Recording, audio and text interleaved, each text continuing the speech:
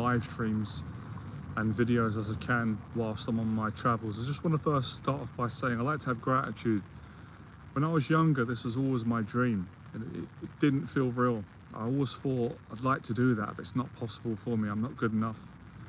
It's just not possible. And my mind would come up with all these excuses and reasons as to why it weren't. Most of the self-doubt was my fear of people, my social anxiety, my shyness, my nervousness, my awkwardness. So obviously that was a long time ago. I've changed now. Thank God, through faith, through relentless hard work, through many failures, many challenges, many disappointments, but also a lot of success, a lot of joy, a lot of things going well. Here I am, living my dreams a little bit later on in life, but nonetheless still living them. So today we will talk about confidence and fear, and I've been fascinated with the two my entire life, and I love the two, and that's why I've pretty much dedicated the last 11 years of my life coaching people on how to conquer their fears and how to gain confidence. And let me just explain where a lot of my coaching came from and how it came about. And I hope you guys will. Let's see if we can get some questions in. I'm in a lovely place here in Latvia. There's a nice sort of church behind us. Right, so my earliest memories of being frightened, really frightened socially, I always go back to this memory. It's kind of bizarre. I was a young kid, very young, and I was getting ready to go to school. It's a funny story. And you know, when you're younger, like my mum was my mum was putting on my school uniform, my tie, she was combing my hair. These are the days where I had more hair. I'm better looking now, but when I was younger I had more hair. So my mum was combing my hair, getting me ready for school. And I just remember feeling so much fear in my stomach and nervousness, and I didn't want to go to school. Now I didn't understand, I didn't know why I was feeling so frightened and why I was feeling so in danger and sick, a sickly feeling in my stomach. And I remember saying to my mum, can I stay off school? You know, I really don't want to go. I remember my mum saying, look, you have to, you can't not go to school, you know. You know, my mum was saying, like, I'll be in trouble. You need a reason, you know, you're not sick. I remember pleading with my mum and begging my mum, please, mum, please, let me just stay off today. And, you know, I had to go to school, and just the fear of like going into school, I just didn't like being around lots of people. I just felt uncomfortable. I didn't really like people looking at me. I didn't like being in the spotlight. I didn't like speaking. I didn't like the way my voice sounded. I didn't feel comfortable in myself. I felt so insecure. I felt ashamed. I felt embarrassed. So lots of the fears started with school. And of course, I went to a rough school, mixed school, boys and girls, but it was a very rough school. You know, lots of bullying, and I started to experience that. And, you know, there was a lot of, you know, name calling, and they would make fun of you at school if you didn't have the most expensive brands of trainers on and you weren't cool and stuff. And I didn't have those things. You know, mum and dad worked hard, but we didn't always have money to get the latest stuff. So I became petrified. I became petrified of that feeling, and I didn't know what that feeling was when I was younger. I think I used to say to my mum, I feel nervous. That was the word that which it is partially that. I didn't really know what was going on. I just remember thinking, something's wrong with me. You know, everyone else is normal, and there's something wrong with me. They're all normal and calm, and I'm all frightened and scared to death. And I don't want to take exams. I don't want to go to school. I don't want to walk in the playground. I just want to stay at home. You know, I just want to be around my mum and my dad and my nan, and I just want to play video games and just feel safe. And I didn't feel safe going to school. And another part of me, I felt ashamed. I felt ashamed for feeling afraid. I felt like I felt disgusting. I felt like a coward. Like, what? I shouldn't be feeling this. Even as a young man, I was young. How old was I then? I must be around, man, what was I? 8, 9, 10, maybe younger than that.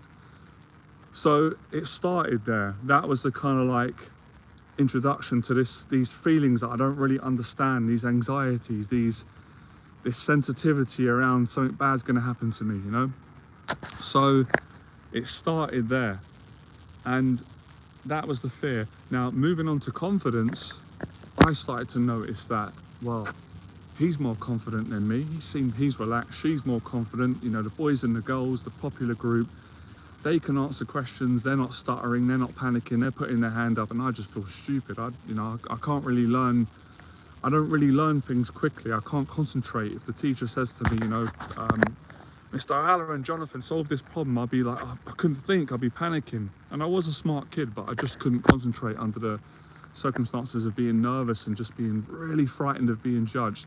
So funny enough, a lot of the phobias that I started to have, they started to happen, some of them, like, oh, what if everyone laughs at me because they noticed that I'm a little bit awkward socially? And that happened, people did laugh, and it really dented my confidence. So I became aware at quite a young age, what confidence looked like and what it didn't. And the fear always got the better of me, and I was never confident that I could manage my own feelings and emotions and fears. Now, moving on, I started to get bullied around my area. So then I was afraid to go to school. I grew up on a council estate. There's nice parts about it, but when we were younger, it was rough. It was divided into gangs, and if you didn't know the popular kids or the gangs, you kind of got made fun of. You kind of got disrespected. So I wasn't popular enough in school to be in the popular with the popular kids, and I wasn't cool enough at the time to be around the popular kids around my area. So it's just this feeling that I'm ashamed of who I am, and I'm rejected, and I'm just this. I keep getting people making fun of me, laughing at me, bullying me, and stuff like that. So the fear just keeps getting worse and worse. Now, the bullying starts. I come home and my dad starts to ask me, like, what's wrong? You can tell something's wrong because my face is stressed, and I'm like, I don't want to say anything, because my dad is, my dad is strict. He's a good man, but he's old school at the time. Most of our parents' generation were. So he'd be like, well, who bullied you? And I'd be like, oh, leave it. And he's like, no, we're going to sort it out. So anyway, moving on to like 13, 14, I start getting bullied around my area. And at that time, my dad would just say to me, look, you got to face it, because if you don't stand up to the bullies, they're all going to be queuing up, and they're just going to keep bullying you, because they're just going to see you as like a weak. And there was a lot of truth in what he was saying, right? That's not my solution right now. I don't encourage anyone to go out and fight, although I do encourage people that are getting bullied to speak up on it and to take up self-defense. So my father taught me some self-defense because he recognized that I really struggled with confidence, more so than most of the kids around my area and at school. So I don't want to shout here too much, disturb people. So this fear continues to dominate my life at school, around my area, and then it starts manifesting, around family. It starts becoming a real social anxiety, paranoia. Didn't really want to, although I loved all my family, especially my aunties, but scared to meet them in case I acted nervous and awkward and they thought bad of me, they thought strange of me, which they wouldn't have done because they love me and they like me. But in my head, that's what the anxiety would say, and the thoughts and things like that, the fear. So as you can hear from my story, I'm suffering for many years. I don't know how to solve this problem. In my own head, it was just like, there's something wrong with me and I'm broken. I can't really do anything about it. And I just need to figure out how to be normal, because I didn't think other people felt fear. I didn't think they felt it, not in the way that I did, with my shyness, my insecurity, all my hang-ups and all my worries of failing and being judged and being hurt and being laughed at. So one of my earliest experiences is, as I say, getting bullied around my area and at school, and then my dad saying to me, look, you got to stand up for yourself. My dad always taught me never to be a bully, good values, always respect people, respect women, respect your mum, really good values, but don't let anybody take advantage of you and bully you, stand up to them. So lo and behold, the bullying was going on for a long time. I was getting verbally bullied, physically hit, until I just started to flip. I just lost my temper. I started to fight back. And I'm not advocating violence on this channel or anything like that, but there's a point to my story. When I started to fight back, it is strange, because I went from being such a frightened, scared young man. When I fought back, most of the times the bullies were so shocked because they didn't expect it. They stopped bullying me, they got frightened. And I started to have these little experiences that I didn't realize how strong I could be. Just couldn't believe it. It was like another person came out. So I started to say things like, you know, if someone called me ugly, which they did at school a lot, or you're ugly, or you're dumb, or you're stupid, or I'd say, who are you talking to? You know, I would stand up for myself. And I started to see the power in courage, standing up to fear, you know, standing up to evil. And there were moments of confidence. It wasn't permanent, but I had moments. And I didn't like fighting, by the way, growing up. I hated it. I hated violence. I was very sensitive. I didn't like, I was really sensitive about hurting other people's feelings. But obviously, everyone's got limits. And if someone's punching you and spitting on you and taking your dinner money and just destroying you, traumatizing you, you can only take so much before you snap. So when I started to snap, they get scared and they leave me alone, and then I get a little bit more respect. So self-defense helped some of it, still went over, but so I let it die down a bit. But then when I left school, you know, you get to like 16, 17, 18, and you start realizing that, you know, you can't hit everyone who insults you, or unless they try to hit you. You've got to kind of learn how to be an adult and how to be confident, and you know what I mean, and handle situations. And I was plagued still at 17, 18, 19, plagued with anxiety with new things again. I couldn't travel. And what was upsetting was that a lot of people invited me. A good friend of mine invited me to Ireland. I was really close friends with him. Like, my family knew his family. We lived in London. And I wanted to go Ireland because, you know, I'm Irish descent. I've got family there. I love Ireland. I love the people. But I couldn't do it. Like, I was so afraid of going Ireland and meeting his other family members, because I was thinking they might not like me. I might get awkward, I might be nervous, they might think I'm strange. So I cancelled the trip, and it was hurtful.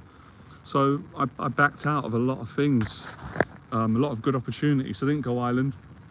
I didn't go France with the school. I had a school trip to go to France. Again, was too afraid to go. Always had this feeling that I'm going to be exposed. People are going to find out how insecure I am. And it's going to be, it's just going to make me feel depressed. So I backed out. So this is going on for many years. I'm battling, you know, and I've always been a person, like a lot of my clients, despite my insecurities, I always had big goals, big dreams. I always had high expectations of myself. My father used to always say, you're the one in the family that could do something, do more. He had high expectations. So I felt the pressure from my dad and family, and from myself, but I always had this belief that I can do something great with my life. There's more than this, than what's been told on me. And Les Brown talks about this a lot, you know. You just feel it in your heart. You don't always know what it is, but you just know that you're more than what your circumstances are telling you. You're more than what bullies and critics and people have said about you, that you're nothing, you're ugly, you're a failure, you're a loser, you're a disgrace, you're all these horrible names that I was called. I knew that I weren't that. I knew I could achieve more. I just didn't know how to do it. I just didn't know how I was going to get there. So I'd have all these fantasies about becoming successful and being an inspiration, and, you know, kind of being like, not getting cheesy, but being a good person. Like, you know, like growing up, I love superhero movies. So I want to kind of defeat evil. I want to do something good. Where I can inspire people. I can change my life and just win in life. You know, just overcome what society has labeled me. You know, another statistic from a council estate, from a uneducated background. I was like, I'm going to prove that these people that put me down, they don't know my heart. They don't know the values that my parents have brought me up with. They don't know that despite me being afraid, I believe in God. I've got a passion. You know, I wasn't a perfect person, but I'm a good person, and I've got a drive in me. So this took a few years, and my dad used to mentor me and have talks with me and encourage me to be better. It was a long uphill struggle. So when I got into my early 20s, I made some improvements, but I still didn't feel right inside, because I'll tell you guys why. Deep down inside, I knew that I was avoiding the fears that mattered the most. And most of the fears that I had, I can get them. Most of them were around social anxiety. They were around people, the fear of me meeting people. So I was afraid to go and join the boxing gym. Of course, I was naturally scared of losing in a boxing match or fight, but I was more frightened of people. I was afraid of meeting the new people and having to speak. Didn't have a girlfriend for a long time because I was afraid of people, afraid of women. Didn't travel because I was afraid of traveling, because traveling meant people. Afraid of money. Didn't make much money because money to a large degree equals people, relationships. So I shied away, you know, just sabotaged everything. Didn't train for a long time. I mean, my dad used to make me train at home, which was great, but didn't go out to the gym. So I lived a very isolated life, and it wasn't like, you know, my parents didn't encourage me. They were quite supportive, but I did it. I kind of designed my life of being careful. I wanted to control everything because I was so frightened of my comfort zone being disrupted. So this whole way of living careful for so many years was just beating me into sadness, depression, loneliness. Even though I didn't do it, but times even suicidal thinking, even contemplating, thinking about ending my life. Thank God I didn't, because my faith and I don't know, maybe having a good family. But those thoughts were there, and that's not a good thing at that time as a young man thinking in that sort of way. So I used to watch all the films growing up and see these great men being brave, going out, you know, throughout all the films, all the metaphors, and think, I need to do this. I need to do this in my life, but I can't do it. These fears are so overwhelming that I just can't, I'm stuck. So after just being defeated by life, you know, looking for jobs, not getting the right job that I wanted, or getting jobs but never being happy, never really getting much financial pay, being pushed around, not feeling like I'm achieving anything, just being beaten down, rejected, just feeling like my life is going nowhere in my early 20s. I got to a point where I did hit rock bottom, where I was having panic attacks every morning. I didn't want to be around anyone, maybe like one or two friends, and my mum and dad and my nan and my brother, but really, and an auntie. Other than that, no one outside of that circle. And I just didn't want to come out of my house. I just didn't want to make eye contact. I just wanted to hide from the world because of my fears and my shame of not achieving anything, not going to university, not making money, not having a girlfriend, not boxing. Just basically, I knew deep down in my heart that I was living my life as a coward. It was just killing me spiritually every day. It was breaking my heart. And I couldn't rationalize it. I couldn't say, well, you know, you got these things going for you, and that person said I'm a nice person, or someone in the family complimented me and said I'm handsome and I'm a kind. Even though these are nice things, and looking back, I know they were true, it didn't make me feel better, because I knew in my own heart I wasn't fulfilling my potential, that I wasn't even trying, because I had such negative beliefs about myself that I just gave up. I was just existing. I was living day to day, but I was existing, hiding, scraping by. And I was ashamed to come out of my house in Fulham Broadway when I was about 20, 23, 24. But lo and behold, when I got to around, when I got in the early 20s, I just couldn't take it no more. And I remember saying out loud to myself, like, I'm passionate now, but I was pacing up and down my small, I was in a little flat, nice area of Fulham, but a real dingy little place. I remember saying, I can't do this anymore. I can't take this no more. I'm not having it. I'm not letting my fears do this to me anymore. I'm going to face all of them. I was praying to God. I was praying, like, help me, because I want to do it, but I don't know, I'm scared. I listened to a message from Les Brown, changed my life. It made me cry. It made me cry because everything he said, that's me. I related to his story, you know, being called the dumb one at school, people saying that he's not qualified, and the kids laughing at him, and growing up poor. I related to all of that, all that sort of name calling. And when he said it's possible, you can live your dreams, and someone's opinion of you doesn't have to become your reality. And if you're willing to work hard, and if you've got a hunger, and if you're relentless and you never give up, and there's no excuses that are acceptable, and if you land on your back, make sure you can look up, because if you can look up, you can get up. His message really connected with me. A lot of the things he said, my father taught me, because my father worked hard, and my mum, those core values of hard work, rising above the opinions of other people and the name calling and the labeling and the stereotypes. He broke out of that when he said it's possible for anyone to do it. And he said, you listening to this talk now, you don't realize that you could be living your dreams, inspiring millions of people, but you don't believe in yourself right now, but it's possible. And it made me start crying. I was like, finally, God has answered my prayers in the form of a man that I trust and I can relate to, because I didn't really trust people, as you could probably tell in my story, from all the bullying, paranoia, trust issues. So I didn't trust people easy. I didn't trust businessmen. I didn't trust people. I didn't trust many people apart from a few family members and friends. But I trusted Les Brown. I trusted him because I just could sense he had a good heart, and I could feel that he had been through a lot and achieved a lot, and I just felt the love and passion, and I got so much from his talk for free. It moved me in a way that I've always said this before, Les Brown reached me at a time in my life where I was unreachable. You know, I was very proud, I was very angry, I wouldn't really take advice from people. I struggled to take advice from my dad at times. I didn't like authority. So he was able to get through to me as a young man where most people couldn't, because of the hurt, the pain, the anger, the depression, my anxiety problems. So what Les Brown done is he sparked the fire in me to start my journey, and that's when I said, right, I'm not having this no more. I'm not being bullied by these thoughts and voices. I'm not letting this anxiety bully me that says, what if you get awkward in front of people? They're going to see, you're going to be caught out. They're going to see how nervous you are, how ashamed, how awkward, how stupid you are.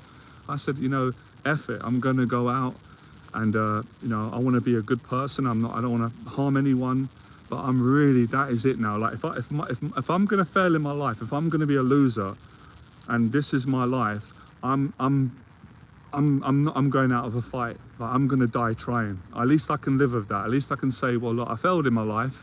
People laughed at me, they judged me, but I tried with all my heart. I can take something from that, but I can't sleep with the fact knowing that I didn't try, that I was a coward.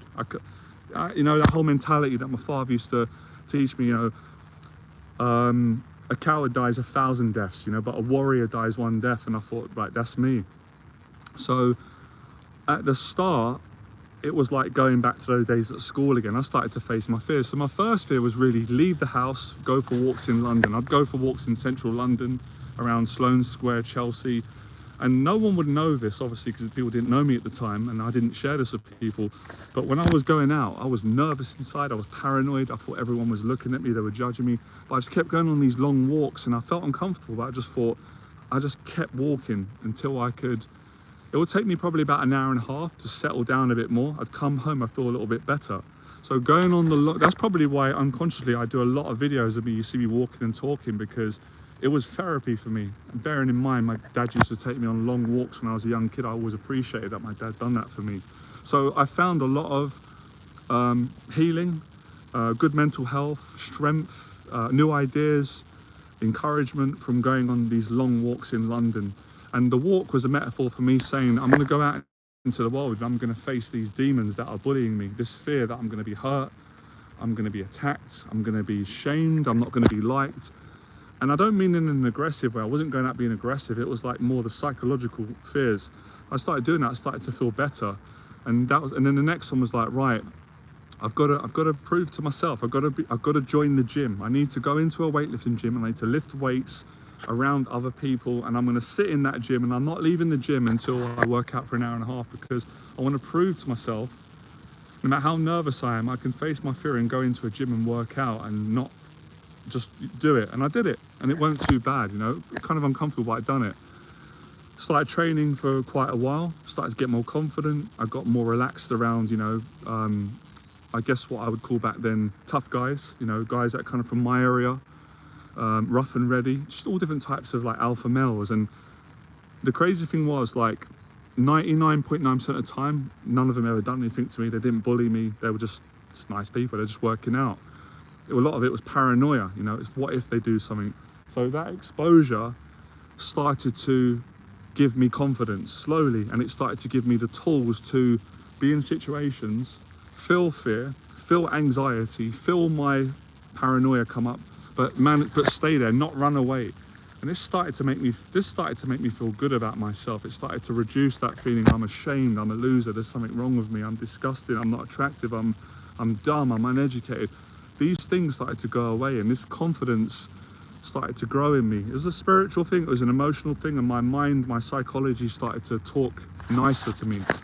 So I got confidence from the long walks in London.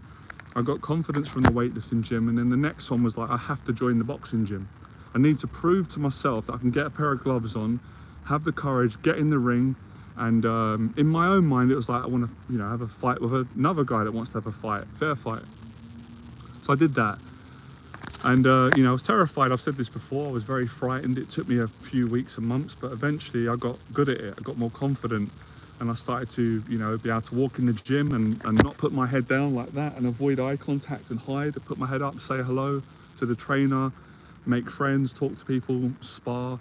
Man, this saved my life. This stuff, facing fear, facing my social fears, going out into the world, this literally saved me from, I don't know where my life could have gone. I could have ended up in a really dark place. Who knows? Suicide, drugs, alcohol, prison. Would be no surprise that I could have gone in that direction. And there was a period where I was drifting off in my sort of 19, 20, you know, experimenting with that sort of lifestyle, drugs, a little bit of drug dealing.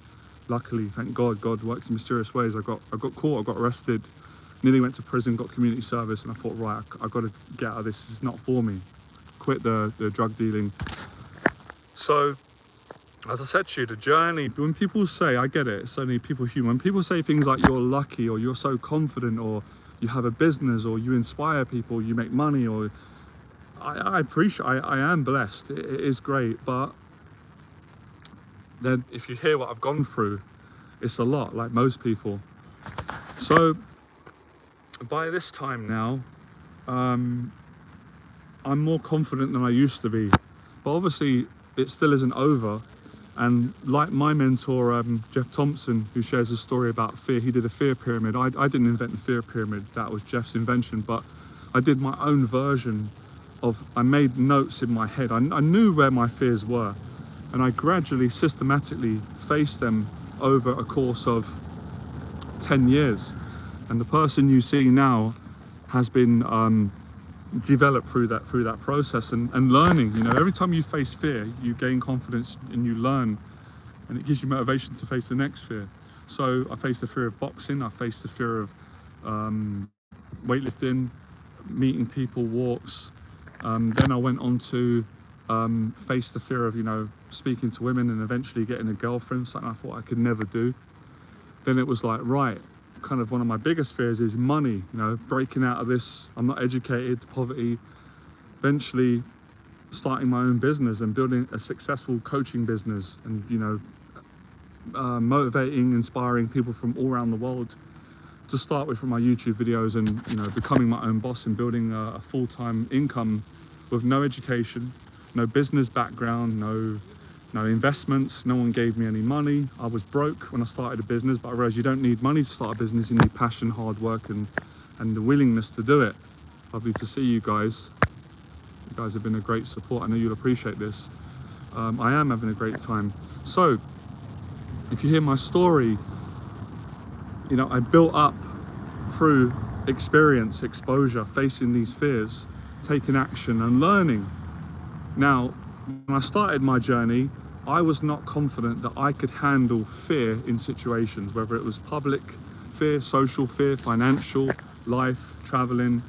Now I'm confident I can, because I've been doing it, and anyone can do it. That's the thing that a lot of people don't believe. They believe others can do it. You believe I can do it. You probably believe my clients can, or people that you watch, but you might not believe you can do it, but you can do it. Because you start realizing that everyone's the same, no one's better than anyone, even though people like to play this game. Everyone's human, everybody goes to the toilet, everyone's got feelings. We all share the common thing that we're all human beings, all pretty much want the same thing. And if one person does it, it's possible for the next person to do it. You know, I'm not saying you're going to do it exactly. Everyone's life's different. Everyone can overcome their fears if they're willing to face their fear and build confidence. So confidence and fear are very closely linked, because you gain confidence from facing fear. And, you know, if there wasn't any fear, then there'll be no need for courage. So courage, confidence and fear these are all the areas that I love. And often people say things like, well, I just don't have the confidence to go for a job interview, or I just don't have the confidence to ask that person out for a date, or I just don't have the confidence to speak in front of the camera. But you don't need confidence to start. You need courage. Courage is something that's free. You don't need to be qualified to be courageous. Courage is a choice. Courage is something that you access. Courage is the heart. It's something within. So you exercise your courage until the confidence comes after. So confidence doesn't usually come first. Courage comes first. You know, courage is being afraid but acting in spite of the fear. And the confidence comes a little bit after. Is that the birds again? What is it about these birds? They follow me everywhere. I'm in London on my rooftop doing videos and you guys are making noise. I've come to Latvia to travel and you're following me here. It must be a good sign. Look at that. So, courage, fear, confidence, all important ingredients that I needed and that you need if you want to change your life. Because that whole thing, I'm not ready, I'm not qualified, that's all trick of fear. You don't need to be qualified to get started. As Les Brown says, you don't need to be great to get started, but you've got to be great. No, you don't need to be great to get started, but you've got to get started to become great, which is basically what I've been saying. You haven't got to be qualified to get qualified. You just got to have the willingness to do it, learn, and become qualified through the process of trials and trial and error, and trials and tribulations. Freudian slip, there's truth in that. So hard work, you know, if you're willing to work hard and never give up. And in spite of my whole journey, I failed so many times, and it'll be very easy to go, oh, it's not going to work out, because I failed at, you know, with a relationship or getting a date or a girlfriend 20, 30 times. But when I never gave up, you get it right the 30th time. Or I failed to make money in business for the first 20 or 30 sales calls, but then the 30th sales call I succeeded, the 31st, 32nd.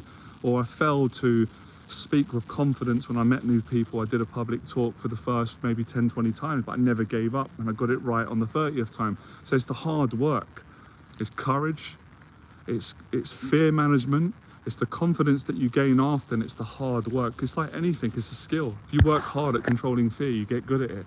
You become a practitioner. As David Goggins says, you're not just a theorist, you're someone who lives it and breathes it. So now, having some time to process this trip has been really, really great. I'm more happy about, honestly, not what can I gain from this trip, but what can I can give more now. Because I've always liked to give from my heart, especially when I'm teaching and coaching or streaming.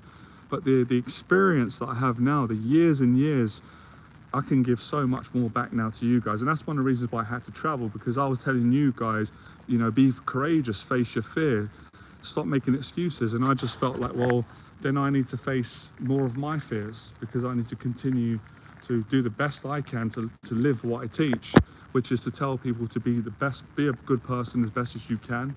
No one's perfect, but we can all be a lot better, kinder, be honest, and be brave. Go out. What do you want to do in your life? Give it a shot. It's better to give it a shot. If it fails, at least you can say, I tried. You know, it's not over. You move on to the next thing. And if you keep going and you learn, you get it right.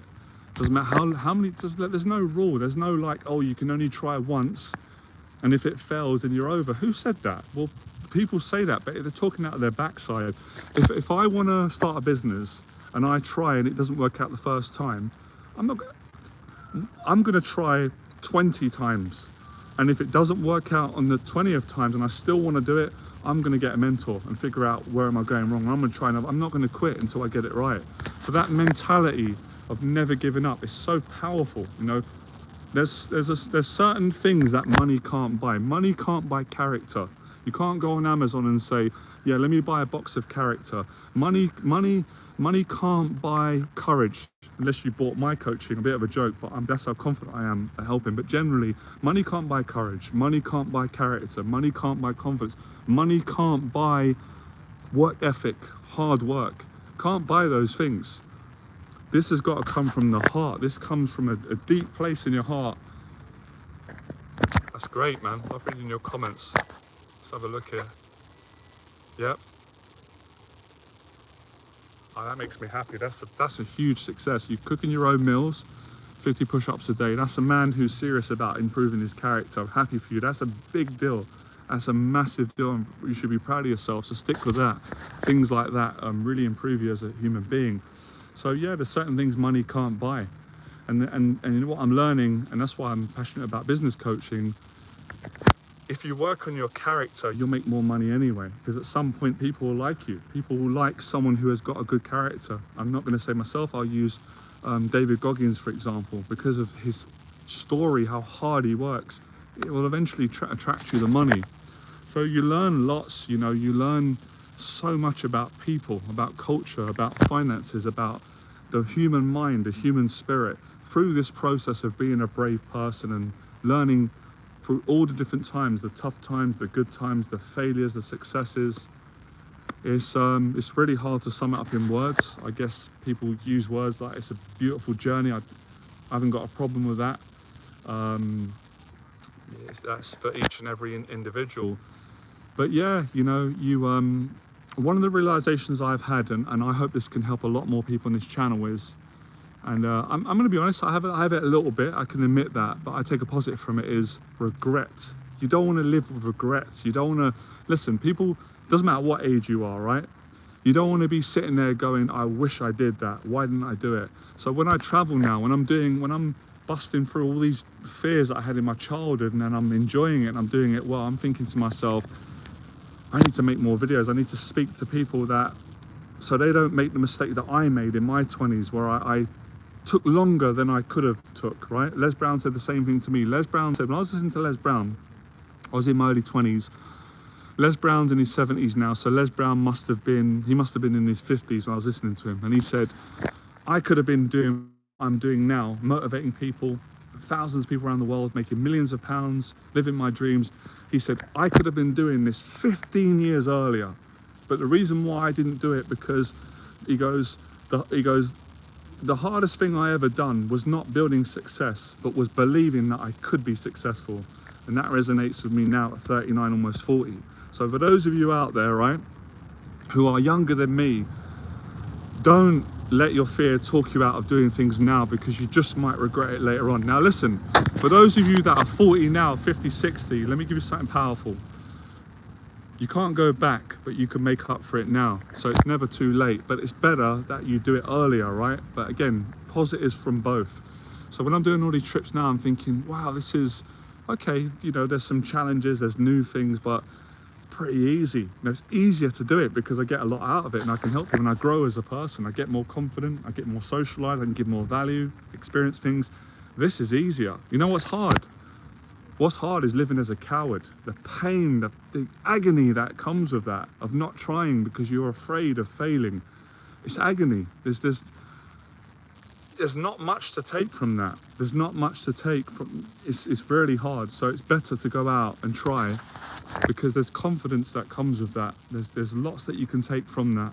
So that's why I've always loved and resonated with one of Les Brown's famous sayings, which is, you will fail your way to success. And he explains, if you don't quit, obviously, and failure equals success. Failure equals success only for those that don't quit when they would get rejected, whilst daring to be great, whilst going for their dreams. And this is not me being arrogant, but I was told growing up by school teachers, not all of them, that I was dumb and I wasn't good. Look at the speaking ability that I've got. I was born to speak. I was born to inspire. I was born to teach, and I was born to help other people that were exactly like me, who have anxiety, who have nervous, shy, don't believe. I was born to teach them how to build their confidence, how to change their life, especially in the area of social anxiety.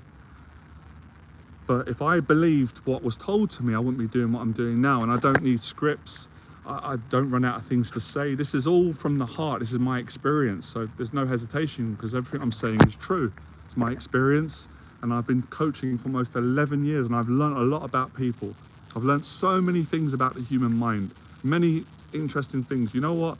Remind me, guys, I'm gonna do a video at some point, and I'm gonna break down all the things I've learned about the human mind, people, you know, the great qualities in people, the negative qualities in people, how to change it, amazing lessons I've learned.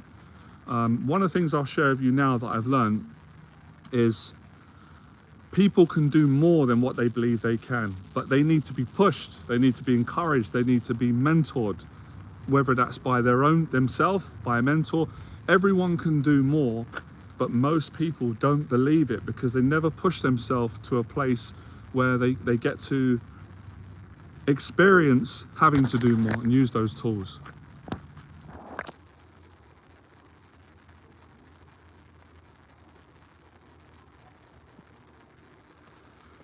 You have a pain in the morning when you wake up.